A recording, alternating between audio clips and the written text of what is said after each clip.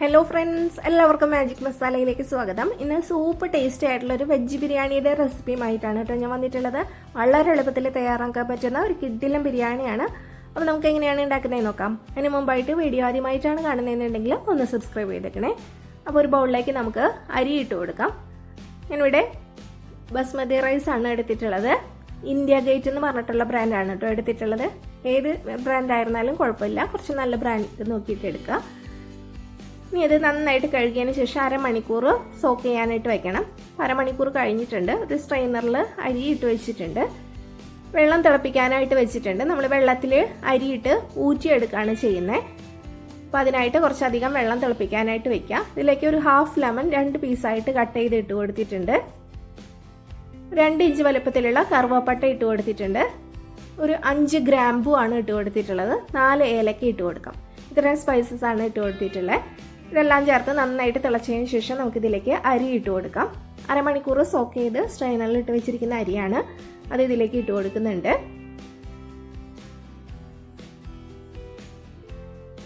ഒന്ന് ഇളക്കി കൊടുക്കാം.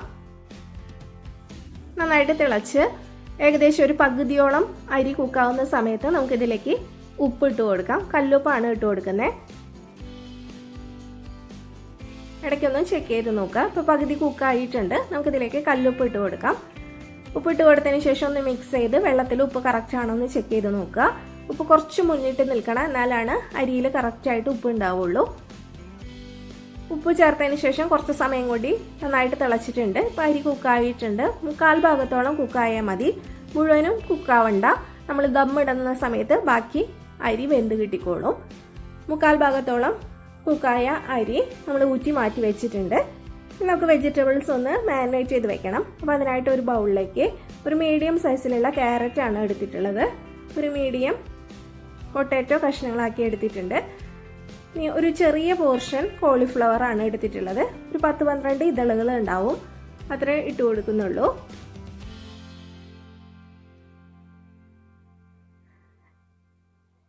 ഇനി ഇതിലേക്ക് ഫ്രോസൺ ഗ്രീൻ പീസ് ആണ് എടുത്തിട്ടുള്ളത്.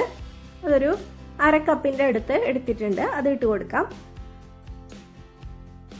വെജിറ്റബിൾ ബിരിയാണി ഉണ്ടാക്കുമ്പോൾ ഈ ഗ്രീൻ പീസ് സ്കിപ്പ് ചെയ്യരുത് കേട്ടോ. അത് കഴിക്കാനായിട്ട് ഒരു പ്രത്യേക ടേസ്റ്റാണ് ബിരിയാണിയുടെ ഒപ്പം. ഇനി ഇതിലേക്ക് നമ്മൾ തൈര് ചേർത്ത് കൊടുക്കാം. ഇനിയിപ്പോൾ 4 ടേബിൾ സ്പൂൺ തൈരാണ് ഇതിലേക്ക് ഒഴിച്ചു കൊടുത്തിട്ടുള്ളത്. അത്യാവശ്യം പുളിയുള്ള തൈരാണിത്. ഒരുപാടങ്ങ് പുളിയല്ല, എന്നാലും കുറച്ച് പുളിയുള്ള തൈര് നോക്കിയിട്ട് എടുക്കുക.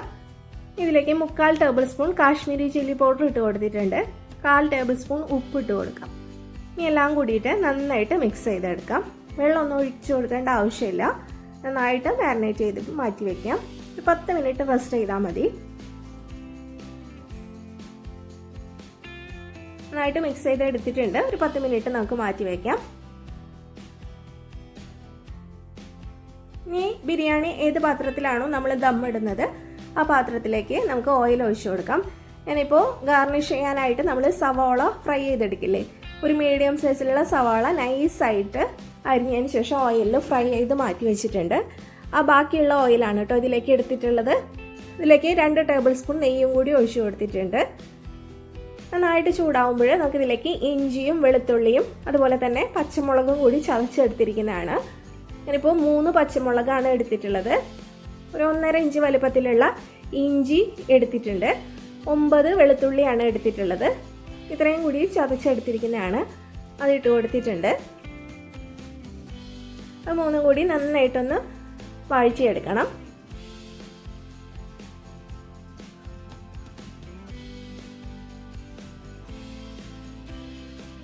അപ്പം അത് ചെറുതായിട്ടൊന്ന് വഴന്ന് വന്നിട്ടുണ്ട്. ഇതിലേക്ക് നമുക്ക് സവാള അരിഞ്ഞു വെച്ചിരിക്കുന്ന ഇട്ട് കൊടുക്കാം. ഇപ്പോൾ ഒരു വലിയ സവാളയാണ് എടുത്തിട്ടുള്ളത്. ഒരെണ്ണം മതി. അത് ഇട്ട് കൊടുത്തിട്ടുണ്ട്. ഈ സവാള നന്നായിട്ട് വഴറ്റിയെടുക്കാം. സവാള നന്നായിട്ട് സോഫ്റ്റ് ആയിട്ട് വന്നിട്ടുണ്ട്. ഇനി ഇതിലേക്ക് നമുക്ക് തക്കാളി ഇട്ട് കൊടുക്കാം. ഞാനിപ്പോൾ 2 തക്കാളിയാണ് എടുത്തിട്ടുള്ളത്.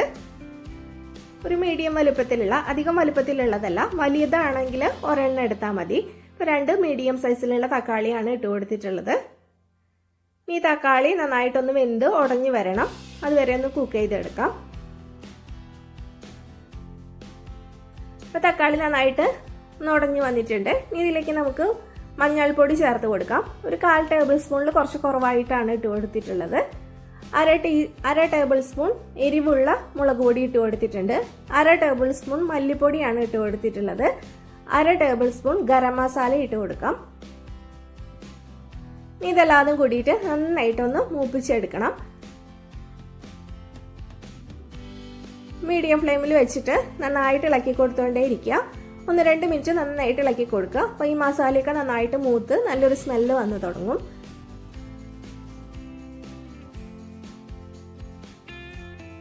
ഇപ്പം മസാല നന്നായിട്ട് മൂത്തിട്ടുണ്ട്. ഇനി നമുക്കിതിലേക്ക് വെജിറ്റബിൾസ് മാരിനേറ്റ് ചെയ്ത് വെച്ചിട്ടില്ലേ, അത് നമുക്കിതിലേക്ക് ഇട്ട് കൊടുക്കാം.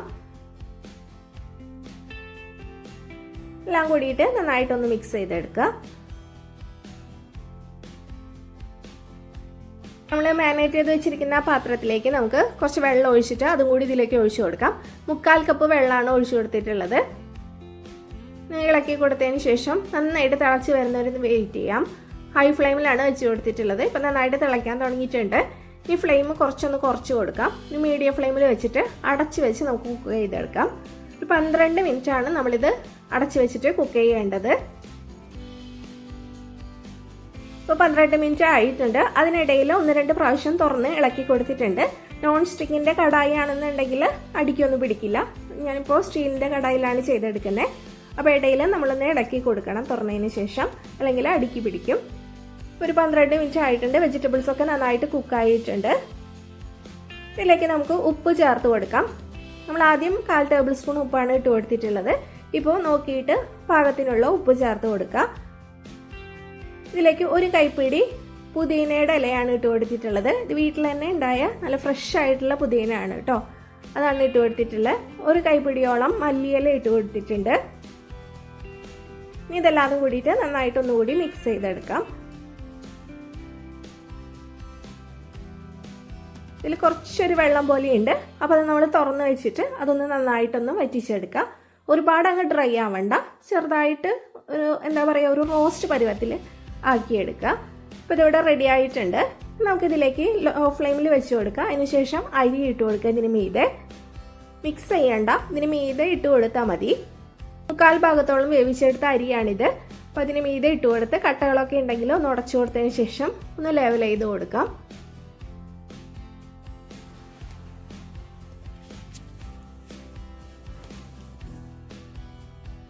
ഫ്ലെയിം ഓഫ് ചെയ്തിട്ടില്ല, നമ്മൾ ലോ ഫ്ലെയിമിലാണ് വെച്ചിട്ടുള്ളത്. ഇതിന് മീതെ നമുക്ക് നെയ്യ് ഒഴിച്ചു കൊടുക്കാം. 3 ടേബിൾ സ്പൂൺ നെയ്യ് ഒഴിച്ചു കൊടുക്കുന്നുണ്ട്. വെജ് ബിരിയാണി ആയതുകൊണ്ട് നെയ്യ് കുറച്ച് കൂടുതൽ ചേർത്ത് കൊടുത്താലാണ് കഴിക്കാനായിട്ട് കൂടുതൽ ടേസ്റ്റ് ഉണ്ടാവുക. ഇനി ഇതിലേക്ക് നമ്മൾ സവാള ഫ്രൈ ചെയ്ത് മാറ്റി വെച്ചിരുന്നില്ലേ, അത് ഇട്ട് കൊടുക്കാം. ഒരു മീഡിയം സവാള വെളിച്ചെണ്ണയിൽ നന്നായിട്ട് ഫ്രൈ ചെയ്തെടുത്തിരിക്കുന്നതാണ്. അതുപോലെ തന്നെ കാഷ്യും ഉണക്കമുന്തിരിയും ഫ്രൈ ചെയ്ത് മാറ്റി വെച്ചിട്ടുണ്ട്, അതും ഇട്ട് കൊടുക്കാം.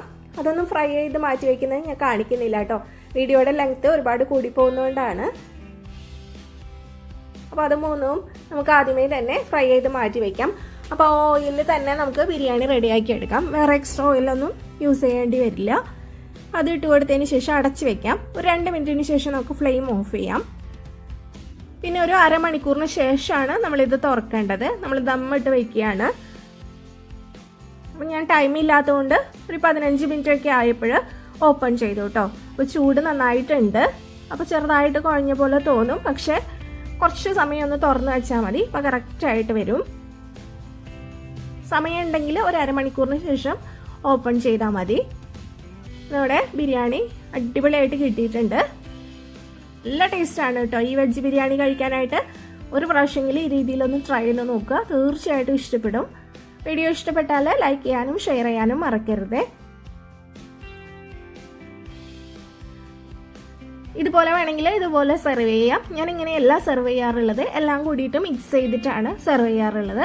അപ്പോഴാണ് കൂടുതൽ ടേസ്റ്റ്. ഇപ്പോൾ ചിലർക്ക് മിക്സ് ചെയ്യുന്ന ഇഷ്ടം ഉണ്ടാവില്ല. അങ്ങനെയാണെങ്കിൽ ഇതുപോലെ നമ്മൾ ചിക്കൻ ബിരിയാണിയൊക്കെ സെർവ് ചെയ്യുന്ന പോലെ ഇതുപോലെ സെർവ് ചെയ്യാം. കണ്ടില്ല, ഒട്ടും കുഴഞ്ഞു പോവാതെ നല്ല അടിപൊളിയായിട്ട് കിട്ടിയിട്ടുണ്ട്. അപ്പോൾ എല്ലാവരും ട്രൈ ചെയ്ത് നോക്കണേ. ഞാൻ റെസ്റ്റോറൻറ്റിൽ അതേ ടേസ്റ്റ് വരുന്ന ഫ്രൈഡ് റൈസിൻ്റെയൊക്കെ റെസിപ്പീസ് അപ്ലോഡ് ചെയ്തിട്ടുണ്ട് കേട്ടോ. കറക്റ്റ് അതേ ടേസ്റ്റാണ്. അപ്പോൾ അത് കണ്ടിട്ടില്ലെങ്കിൽ കണ്ടിട്ടൊന്ന് ട്രൈ ചെയ്ത് നോക്കണേ. അപ്പോൾ ഞാൻ ബിരിയാണി മുഴുവനായിട്ട് മിക്സ് ചെയ്ത് എടുത്തിട്ടുണ്ട്. ഇതുപോലെയാണ് കേട്ടോ ഞാൻ സെർവ് ചെയ്യാറുള്ളത്. നല്ല ടേസ്റ്റാണ് കഴിക്കാനായിട്ട്. വീഡിയോ ഇഷ്ടപ്പെട്ടാൽ ലൈക്ക് ചെയ്യാനും ഷെയർ ചെയ്യാനും അതുപോലെ ആദ്യമായിട്ടാണ് കാണുന്നതെന്നുണ്ടെങ്കിൽ ഒന്ന് സബ്സ്ക്രൈബ് ചെയ്യാനും കൂടി മറക്കരുത്. താങ്ക്